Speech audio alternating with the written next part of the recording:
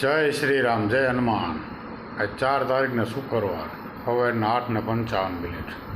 એટલે જે સાંઈ બાબાનો વિરોધ કરે છે ને એને હું એટલું કહેવા માગું છું, બજરંગદાસ બાપા, જલારામ બાપા એવા જૂનાગઢના સંતો, એમ સાંઈ બાબા સંત જ ગણાય, જાતિ ગમે એ હોય।